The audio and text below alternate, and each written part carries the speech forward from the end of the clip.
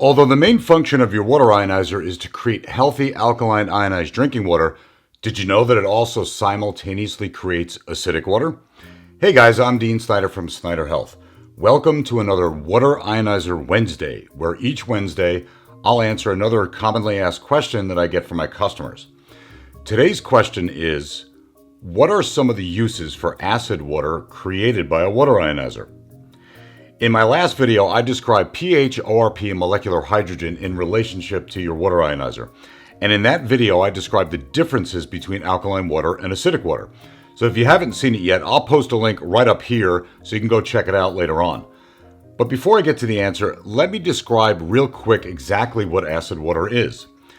Acid water from your ionizer can best be characterized by having a pH of somewhere between 2 and 6, has an ORP range of positive 200 all the way up to positive 1200, contains hypochloric acid, and is loaded with hydrogen ions. Some of the types of acid water I'm going to talk about are mild acid water, which is great for your skin, hair, and nails, and strong acid water, which is used more as a cleaning and sterilizing agent. If you stick around to the end of this video, I'm going to show you a trick on how you can get the most acidic, lowest pH water that you can get from your water ionizer. So now, let's talk about some of the uses of acidic water.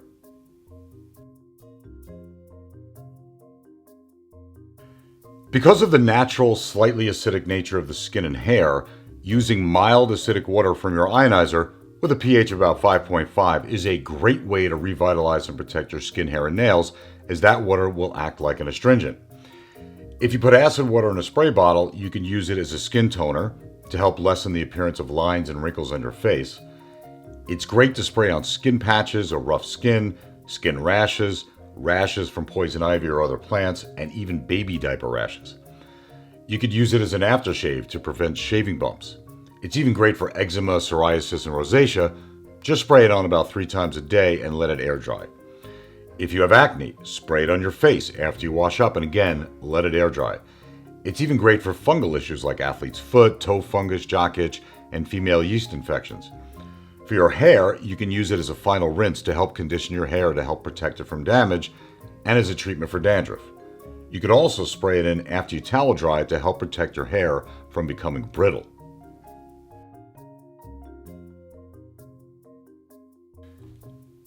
If you use a slightly more acidic water, let's say water with a pH between 4 and 5, it makes for a good internal disinfectant, especially as a mouthwash to help treat infected gums and teeth, as a gargle for a sore throat, and to help with bad breath caused by oral bacteria. The water could also be dropped into the eyes and the ears to help with things like pink eye, styes, and ear infections. And also, the water can be used as an enema.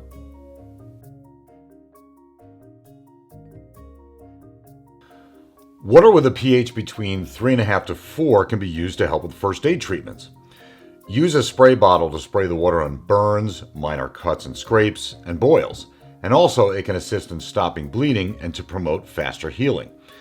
If you drop the pH down to about a 3, you can use that water to sterilize medical and surgical instruments and to help medical offices with cleaning and sterilizing office equipment and common area surfaces.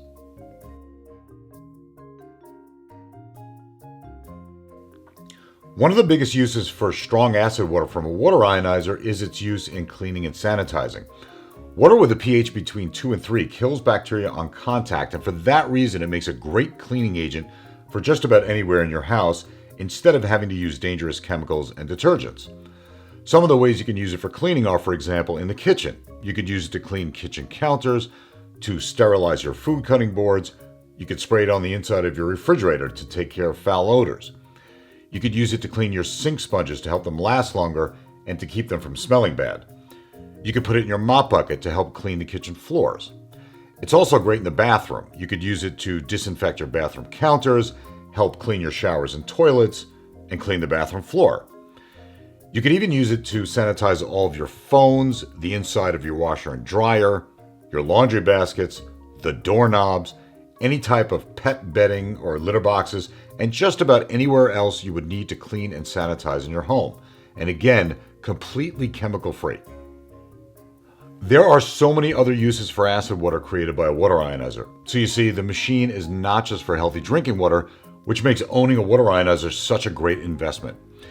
And as I mentioned in the beginning, let me share with you how to get the most acidic water from your ionizer.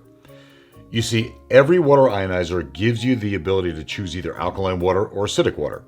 Whichever you choose on the front of your machine, that's what will come out of the stainless steel spout on top, while the opposite comes out of the waste hose on the bottom. You can certainly just choose acid water on the front of your machine and then collect the water from the top spout on your ionizer. But to get the most acidic water from your machine, what you want to do is set your ionizer to the highest possible alkaline setting that it can produce. And then slow down the flow rate of the incoming water either on the faucet or by using the onboard flow control valve if your ionizer has one, to the slowest possible flow rate that the water will still come out of your machine without shutting itself off. You see, most ionizers have flow sensors that will turn off the ionizer if the incoming water rate is too slow. So you want to slow the water down as much as you can without triggering the flow sensor. Then you want to collect the acid water from the lower acid hose on the bottom of the machine into a spray bottle or other glass bottle. Doing it this way will give you the most powerful acid water that your ionizer can make. Of course, the results will vary from ionizer to ionizer depending on the strength of your unit. If you check the description area, I'll post a link where you can get a printed list of all the different uses for acid water, which will also have these instructions for getting the most acidic water from your water ionizer. Hey, don't forget to subscribe to the channel and hit that notification bell so that you can be alerted each time a new video is posted. You can subscribe to the channel by clicking this big round button right over here, and you can watch some of the other videos in this series by clicking on either one of those right over there. Until next Wednesday, thanks for watching. Enjoy your water ionizer, and I'll see you in the next video.